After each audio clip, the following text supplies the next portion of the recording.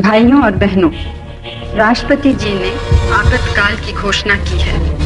इससे आतंकित होने का कोई कारण नहीं है।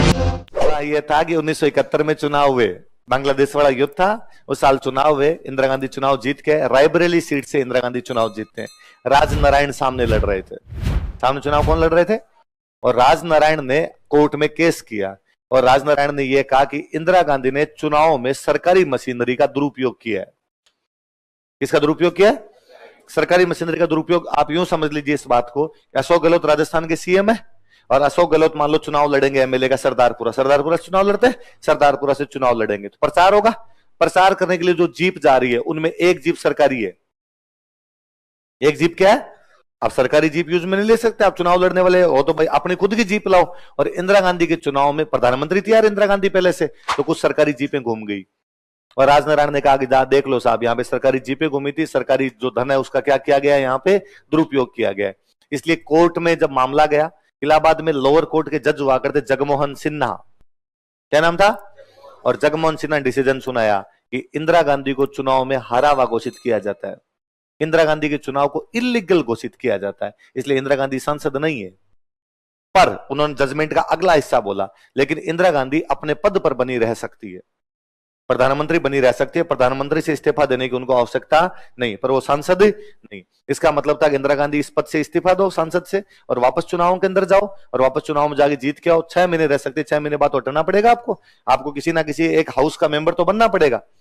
इंदिरा गांधी घर आए और इंदिरा गांधी ने घर पे आगे सोचा कि मैं रिजाइन कर देती हूँ पीएम से, कि जब सांसद ही नहीं हो तो पीएम रहेगी क्या करूंगी, और मुझे पीएम से भी रिजाइन कर देना चाहिए। और इंदिरा गांधी बड़े फ्रस्ट्रेट हुए कि यार अपना चुनाव पूरी तरीके से इलीगल घोषित कर दिया गया। इंदिरा के बेटे थे संजय, बेटे कौन थे? संजय गांधी बेटे थे। और संजय को पता था कि यार एक बार पावर हाथ से निकल गई और यदि एक बार किसी और को पीएम बना दिया तो फिर अपने पास क्या पता पावर आए नहीं आए। और संजय ने अपनी मम्मी को कहा कि नहीं मम्मी, ऐसे नहीं करना चाहिए, तुम रिजाइन क्यों करोगी, रिजाइन नहीं देना चाहिए।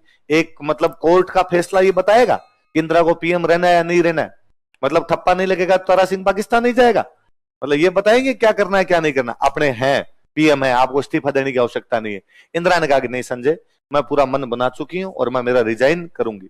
तो संजय को लगा क्या किया जाए, तो संजय ने हाथों हाथ हरियाणा के एक बड़े नेता को फोन किया, बंसीलाल चौधरी, क्या नाम था, चौधरी बंसीलाल को फोन किया और बंसीलाल जी कहा कि बंसीलाल जी ये बात है, मम्मी रिजाइन करने जा रही है। बंसीलाल जी ने कहा 1 घंटे का टाइम दो, 1 घंटे मना के रखो मैम को रिजाइन ना करे, 1 घंटे में व्यवस्था कर दूंगा। 1 घंटे तक इंदिरा को इधर उधर बातों में लगाया। 1 घंटे में बंसीलाल जी ने हरियाणा बॉर्डर के आसपास दिल्ली के जो गांव है, गुड़गांव के आसपास के गांव है, यहाँ पे लोगों को फोन किए और लोगों को फोन कर कहा जीप, पैदल, बसें, ट्रैक्टर, ट्रालियां जिसपे भर के जा सकते हो उतने भर भर के जाओ और इंदिरा गांधी के घर के चारों तरफ जाके नारे लगाओ। 1 घंटे के अंदर जनता ही जनता इंदिरा गांधी घर के बाहर खड़ी थी और जोर जोर से नारे लगा रही थी, जब तक सूरज चांद रहेगा इंदिरा तेरा, 1 2 3 4 इंदिरा की जय जय।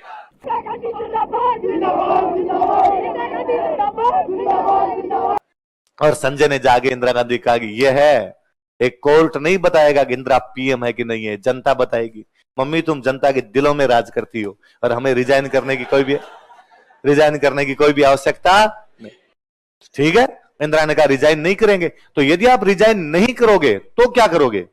आपके कोर्ट ने साफ साफ कहा है कि आपको इलीगल घोषित किया जाता है, तो अब क्या रहेगा आपके पास? क्या दोबारा चुनाव में जाओगे? क्या आप 6 महीने तक पीएम रहोगे? तो बंगाल के एक बहुत बड़े नेता थे सिद्धार्थ शंकर रे, क्या नाम था, सिद्धार्थ शंकर रो या सिद्धार्थ शंकर रे थे, उनको बुलाया और उनको बुलाकर सिद्धार्थ शंकर ये परिस्थितियां हैं, बताओ क्या करना है। सिद्धार्थ शंकर ने कहा 2 घंटे का टाइम दिया जाए, 2 घंटे में बता दूंगा क्या करना है। सिद्धार्थ शंकर रे 2 घंटे बाद संविधान की बुक हाथ में लेके आए और कहा मैम अप्लाई 352 लगाया जाए। क्या लगाया जाए? तो कहा 352 कैसे लगा सकते हैं? 352 कहता या तो सशस्त्र विद्रोह हो या बाह्य आक्रमण हो, इस सूरत के अंदर ही लगाया जा सकता। अब यह है सशस्त्र विद्रोह। पहले इस 352 में यह लिखा हुआ था या तो बाह्य आक्रमण या आंतरिक अशांति। आंतरिक, अगर आप इंडियन कॉन्स्टिट्यूशन का आर्टिकल 352 देखोगे दोस्तों, तो उसमें लिखा गया है कि an emergency can be declared by the president of India if India's security is threatened by war, external aggression और इंटरनल रेबेलियन। तो कहा मैडम आंतरिक अशांति है, कैसे? तो ठीक एक दिन पहले जेपी की एक सभा थी, जयप्रकाश नारायण बड़े नेता थे, जेपी की एक सभा में जेपी ने भाषण दिया था कि मैं कहूंगा कि सेना और पुलिस अपने हथियार छोड़ दें और आंदोलन में शामिल हो जाए। इस भ्रष्ट और निकम्मी इंदिरा गांधी की सरकार को हटाने के लिए अब सेना और पुलिस को भी हमारे साथ आना पड़ेगा। का मैम साफ साफ नेता का भाषण कह रहा है कि भारत में अशांति हो जाए, यदि सेना और पुलिस हथियार छोड़ देगी तो लोग शांति से थोड़ी रहेंगे। इंदिरा ने कहा हाँ यार वेरी गुड, इंटेलिजेंट बंदे हो। जेपी को हाथों हाथ गिरफ्तार किया गया, इधर से देश में आपातकाल लगाया। आपातकाल लगा के वो पर्ची भेजी फखरुद्दीन अली अहमद के पास और फखरुद्दीन अली अहमद को कहा कि घोषणा करो कि देश में आपातकाल लग गया है। फखरुद्दीन अली अहमद ने घोषणा की कि देश के अंदर 352 के तहत आंतरिक अशांति के आधार पर क्या लगाया जाता है, आपातकाल। और जितने बड़े बड़े नेता थे उन सबको गिरफ्तार करके जेल में बंद कर दिया गया। President has proclaimed emergency. This is nothing to panic about. क्रांति है मित्रों, और संपूर्ण क्रांति। Darkest period in India's history. एक ऐसा काला दिन। हमारा पूरा मकसद इस समय ये है कि स्थिति शांति और स्थिरता की रहे। संजय ने वापस से कैबिनेट की मीटिंग बुलाई। अब कैबिनेट की मीटिंग बुलाई संजय ने, पहले डिसीजन संजय खुद ही ले रहा है। संजय ने कैबिनेट की मीटिंग बुलाई और मीटिंग बुलाकर आपातकाल लगा दिया हमने।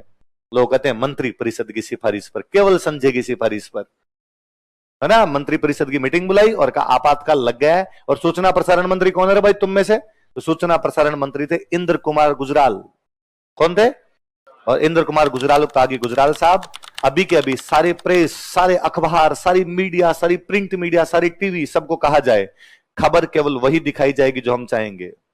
यदि हमारे अलावा एक भी खबर दिखा दी गई तो हाथों हाथ प्रेस जब्त कर ली जाएगी।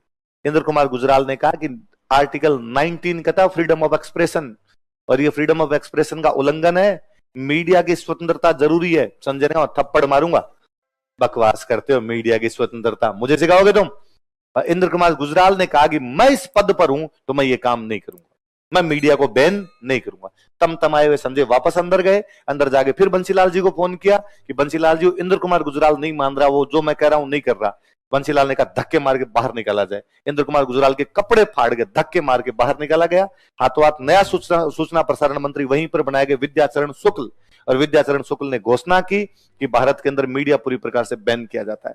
किसी भी प्रकार की खबर सरकार से बिना पूछे चलाई नहीं जाएगी। अब देश में इमरजेंसी थी। अब देश में एक ही बंदे का रास्ता, संजय गांधी। किसका रास्ता? और संजय गांधी ने कहा कि आज के बाद यदि किसी कार्यालय में, किसी ऑफिस के अंदर कोई भी कर्मचारी टाइम पे नहीं आया, फायर कर दिया जाएगा। इसलिए आपातकाल की सबसे बड़ी उपलब्धि है कि भारत के लोग पंक्चुअल हो गए थे। 9 बजे, मतलब 9 बजे, 9 बज के 2 मिनट पे भी कोई आए तो नौकरी से निकाला जाए। इसलिए भारत के सारे ऑफिसों में चमाचम काम हो रहा था। एक जगह भी यूं सब कुछ हटा दिया था उसने। फिर संजय का दूसरा ध्यान एक तरफ गया और संजय ने कहा भारत में जनसंख्या नियंत्रण करना है। इसलिए सरकारी कर्मचारियों को कहा गया कि प्रत्येक सरकारी कर्मचारी को 10-10 लोगों की नसबंदियां करवानी पड़ेगी, वरना नौकरी से निकाले जाओगे। इसलिए सरकारी कर्मचारी गांव में जाके लोगों को जबरदस्ती पकड़ पकड़ के लाते, पुरुषों को नसबंदियां करवाई। जिसकी भी नसबंदी की, हाथों हाथ उसकी नसबंदी की। एक मर्फी का रेडियो पकड़ाया उसको। मर्फी कंपनी आती थी तो मर्फी कंपनी के रेडियो देते कि अब गाने सुन, और तो कुछ कर नहीं सकता, तो इधर वाला काम तो कर तुम। तो मर्फी के रेडियो जिन जिन के पड़े हैं, इसका मतलब वो उधर काम है। 70 पुराने मर्फी के रेडियो उन्हीं के घरों में मिलेंगे जो 75 के अंदर संजय गांधी के काम आ गए थे उधर। फिर एक दिन एक संजय की गर्लफ्रेंड थी, वो दिल्ली से आ रही थी, अपने घर से संजय से मिलने के लिए आ रही थी। और उसने देखा कि दिल्ली के बीचों बीच एक झुग्गी झोंपड़ियां हैं और दिल्ली बहुत गंदी लगती है। नई दिल्ली बहुत सुंदर थी, अंग्रेजों की बसाई हुई दिल्ली थी। पूरा इधर जनपथ वाला इलाका, ये रायसीना हिल्स वाला इलाका बहुत सुंदर था। और बीचों बीच झुग्गी झोंपड़ियां बना के बैठ गए। लोग बैठ जाते अपने, हर कहीं झुग्गी झोंपड़ियां बना लेते हैं लोग कि झुग्गी झोंपड़ियां बना के बैठे। उसको बहुत बुरा लगा कि अरे यार, कोई बाहर से टूरिस्ट आता है, वो क्या देखता है कि दिल्ली के सेंटर में बीचों बीच इस प्रकार से झुग्गी झोंपड़ियां है। वो संजय के पास गए, संजय को जाके, संजय ये क्या तरीका है? और बीचों बीच इस प्रकार से झुग्गी झोंपड़ियां, राजधानी सुंदर होनी चाहिए। संजय ने हाथों हाथ नगर निगम वालों को ऑर्डर दिए कि झुग्गी झोंपड़ियां एक दिन के अंदर अंदर हटाई जाए यहां से। बुलडोजर लेके नगर निगम के एक अधिकारी पहुंचे, साथ में वो गर्लफ्रेंड खुद पहुंची, और हाथों हाथ देखते देखते सारी की सारी झोंपड़ियां वहां से उड़ा दी गई। लोगों का सैकड़ों का विरोध, लोग के मर जाएंगे, कट जाएंगे, लेकिन उसके बावजूद एक नहीं सुनी गई, सारी की सारी झोंपड़ियां उड़ाई गई। वो जगह जहां से झोंपड़ियां उड़ाई गई थी उसका नाम था तुर्कमान गेट। तुर्कमान गेट पूरा का पूरा तोड़ दिया गया था। मुस्लिम बस्तियां थी, वो सारी की सारी मुस्लिम बस्तियां हटा दी गई थी। वो गर्लफ्रेंड जो ये हटवा रही थी उसका नाम था रुखसाना सुल्तान, सारा अली खान की नानी। सारा अली खान है हीरोइन आपकी, ये सारा अली खान की नानी। वो नगर निगम का जो अधिकारी जो बुलडोजर लेके खड़ा था उसका नाम था जगमोहन, जिसको 1989 में बीजेपी वाली government sorry VP Singh ji वाली गवर्नमेंट में कश्मीर का राज्यपाल बना के भेजा गया था। उसी के टाइम में कश्मीरी पंडितों को वापस भेजा गया। मेरे कभी नहीं समझ में आया कि जगमोहन पर अक्सर यह आरोप लगाया जाता कि वो बीजेपी का एजेंट था। वो संजय का आदमी था, उसने संजय के कहने पे पूरा तुर्कमान गेट उड़ा दिया था पूरा का पूरा। तो रुखसाना सुल्तान ने कहा, मतलब ये यूं था कि इधर से ऑर्डर मिलेगा, हाथों हाथ काम हो जाएगा। आपातकाल उन्होंने खींचा, 75 में खींचा, 76 में खींचा, 77 तक खींचा। फिर इनको लगा कि अब अपने लंबे तौर तक पार नहीं पड़ेगी, अब चुनाव अपने करवाने पड़ेंगे। इंदिरा एक दिन शाम को डिनर करने के लिए बीडी जत्ती के घर पे जाती है। बीडी जत्ती राष्ट्रपति थे, उपराष्ट्रपति थे, राष्ट्रपति का चार्ज लिए हुए थे। और बीडी जत्ती को जाके इंदिरा गांधी कहते हैं कि इमरजेंसी हटा दी जाए। बीडी जत्ती की यह भी नहीं समझ में आया कि मैं रिप्लाई क्या करूं। बीडी जत्ती रोने लग गए और बीडी जत्ती मैम आपातकाल हट जाएगा फिर अपना क्या होगा। इंदिरा ने कहा वो मैं देख लूंगी, चुनाव हो जाएंगे, तुम तो खाली घोषणा करो हटाना है। और इंदिरा ये कह के वहां से बाहर निकली। बीडी जत्ती रो रहे थे, तभी उनके पास में खड़ी थी प्रफुल्ल जयकर। और प्रफुल्ल जयकर ने कहा कि कम से कम मैडम को जाके ये तो कहो कि मैडम जब तक चुनाव नहीं हो जाते एक्टिंग पीएम तो रहो, कार्यवाहक प्रधानमंत्री के रूप में काम तो करो। बीडी जत्ती भाग के गैर कहा मैडम जब तक वो प्रधानमंत्री चुनाव नहीं हो जाते तब तक आप प्रधानमंत्री के पद पे तो रहोगे ना। इंदिरा ने वापस कहा मैं सब जानती हूँ क्या होना है क्या नहीं होना है, तुम केवल घोषणा करो, बाकी मैं देख लूंगी। बीडी जत्ती ने जाके घोषणा की कि देश के अंदर नए चुनाव होंगे, आपातकाल हटाया जाता है। कांग्रेस के अलावा जीते नेता जो जेलों के अंदर बंद थे वो सारे नेता बाहर निकाले गए। वो बंद नेताओं ने अपनी एक नई पार्टी बनाई जिसका नाम था जनता पार्टी। क्या नाम था? चुनाव होते हैं, जनता पार्टी चुनाव जीती है। 77 में पहली बार देश को गैर कांग्रेसी प्रधानमंत्री मिलता है, मोरारजी भाई देसाई। और अब वो जो जनता पार्टी वाले नेता थे वो सारे के सारे जेलों में बंद रहे थे, इसलिए खार खाए हुए थे कि इंदिरा को जेल भेजेंगे। किसको जेल भेजेंगे? इंदिरा को। और एक दिन इंदिरा के घर के बाहर पुलिस गई और पुलिस ने जाके संजय को कहा कि अब इंदिरा को गिरफ्तार किया जाएगा। और संजय ने कहा ये क्या तरीका, फॉर्मर पीएम है, तुम ऐसे कैसे गिरफ्तार कर सकते हो? कि आप कह दीजिए घंटे भर का टाइम है, जितना करना है वो कर लो, जो भी अपना काम है हाथों हाथ आप गिरफ्तार होना पड़ेगा। इंदिरा ने संजय को कहा कि तुम आओ, घंटे भर की कोई जरूरत नहीं है, मैं 10 मिनट के अंदर तैयार होकर आती हूँ, मुझे गिरफ्तार कर लिया जाए। इंदिरा बाहर निकले इंदिरा ने पुलिस वालों को आगे हथकड़ी लगाओ।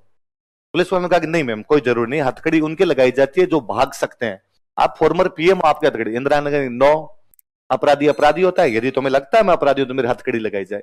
इंदिरा हथकड़ियां लगवाती है जबरदस्ती खुद के, जीप के अंदर पुलिस की बैठती है। थोड़ा आगे जाने के बाद तब तक आसपास के समर्थकों को सूचना मिली, समर्थक जीप के पीछे पीछे भयंकर एक रेलवे का पुल है, रेलवे ब्रिज है और वहां पे फाटक लगा हुआ है। तो जीप रुकी, वहां पे जीप रुकी तो इंदिरा गांधी ने पुलिस वालों को कहा कि मुझे 2 मिनट बाहर निकलने दो। पुलिस वालों ने बाहर निकलने दिया, समर्थकों की भीड़ है चारों तरफ से। इंदिरा उनको हथकड़ियां दिखाती है कि जब मेरे हथकड़ियां लग सकती है तो देश में किसी के भी हथकड़ियां लग सकती है। देश पुनः एक बार इंदिरा गांधी के चमत्कार में था। 80 में चुनाव हो रहे थे, इंदिरा भयंकर बहुमत से वापस जीत के आ रही थी, हथकड़ियां इंदिरा को चुनाव जिता गई थी।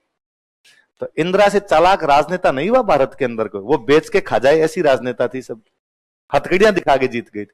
वो चुनाव 80 वाले चुनाव थे, उससे ठीक पहले बिहार में बहुत भयंकर बाढ़ आई थी। बिहार में हर साल बाढ़ आती है, कभी भी नोटिस करना, बिहार कोसी नदी अपना मार्ग बदलती है और कोसी नदी मार्ग बदलेगी तो बाढ़ आएगी, इसलिए कोसी को बिहार का शोक कहते हैं अपने। वहां पे बाढ़ आनी स्वाभाविक सी बात है, नदियां सारी वहां पर इस प्रकार इधर उधर से हो ही रही है। तो वहां पे बाढ़ आई, उस साल बाढ़ आई तो देश का प्रधानमंत्री मोरारजी भाई देसाई और बाकी नेता भी बिहार में उन जगह पे नहीं जा पा रहे थे जहां पर बाढ़ थी, और हेलीकॉप्टर में जाके आते, ऊपर से हाथ हिला के आ जाते, वो पैकेट फेंक के आ जाते खाने के, लेकिन किसी ने भी उस जगह का दौरा नहीं किया था। इंदिरा ने कांग्रेस के नेताओं को कहा कि मैं इस जगह का दौरा करूंगा। मैं एग्जैक्टली गांव बोल रहा हूं, वो गांव था जिस गांव में यहां तक पानी भर गया था, पूरे जगह में घुटनों घुटनों तक पानी था, लोग बेचारे घरों के ऊपर बैठे हुए थे, पेड़ों पे टंगे हुए थे, हालत बहुत खराब थी। इंदिरा कहा गया कि मैडम उस गांव में जा ही नहीं सकते, अपने उस गांव के अंदर जाएंगे कैसे? इंदिरा ने कहा कि कहां तक गाड़ियां जा सकती है? कहता अब ये स्टेशन, जैसे मान लो अपने कहते कि चाकसू में पानी भरा हुआ है तो अपने कहते जयपुर तक गाड़ियां जा सकती है, तो जयपुर तक गाड़ी में चलो, तो जयपुर तक गाड़ी में। अब मैडम जयपुर से चाकसू कैसे चलेंगे? हाथी। मैडम हाथी पे बैठ के जाती है, उस गांव का दौरा करती है। हाथी तो पानी में डूबेगा नहीं। देश की जनता एक बार फिर देख रही थी कि गरीबों के साथ यदि कोई है तो कौन है? यदि आज भी हमारा दौरा करने के लिए कोई आती है तो कौन है? इंदिरा गांधी एक बार फिर कह रही थी कि मैं कहती हूं गरीबी हटाओ, ये कहते हैं इंदिरा हटाओ। ये चाहते हैं कि इंदिरा हट जाए, लेकिन मैं चाहती हूँ कि भाइयों और बहनों आपके खाते में 15-15 लाख आए। तो आपातकाल साहब यूं ही थोड़ी, आपातकाल बहुत बड़ी चीज है। आपको तो आपातकाल इंदिरा ने लगा दिया। आपातकाल के अंदर कई कांड हुए। आपातकाल 2 साल का आपातकाल था, तो आज दिन तक बीजेपी की जब भी सेंटर में गवर्नमेंट आती है ना, तो जो भी आपातकाल के अंदर गिरफ्तार थे उनको पेंशन मिलती है। क्या देती है बीजेपी उनको? कहती है स्वतंत्रता सेनानी है, फ्रीडम फाइटर है भाई साहब, देश की लोकतंत्र की आजादी के लिए लड़ रहे थे। आजादी को एकदम बंधक बना के रख दिया। कांग्रेस आती है तब उनकी पेंशन वापस बंद कर देती है। लालू प्रसाद यादव को आपातकाल में गिरफ्तार किया गया। उनपे जो एक्ट लगा उस एक्ट का नाम था मिसा, इसलिए बेटे का नाम है मिसा। बेटे का नाम क्या है? मिसा। तमिलनाडु के मुख्यमंत्री स्टालिन को गिरफ्तार किया गया था पुलिस द्वारा। स्टालिन को इतना मारा गया था कि स्टालिन के आज भी यहां पर निशान है, निशान बने हुए। स्टालिन को जब पूछा जाता कि निशान किसके थे, स्टालिन कहते हैं मिसा का है। मिसा में गिरफ्तार करके पीटा था तब हमारे ये निशान बन गए थे। तो जितने नेता थे सारे उन दिनों में जेल में रह के आए थे। इसलिए नॉन कांग्रेस वाले नेताओं को जो सबसे बड़ी उपलब्धि है कि आपने देश में क्या किया गया, आपातकाल में जेल गए थे। आपातकाल में हमें जेल भेज दिया गया था।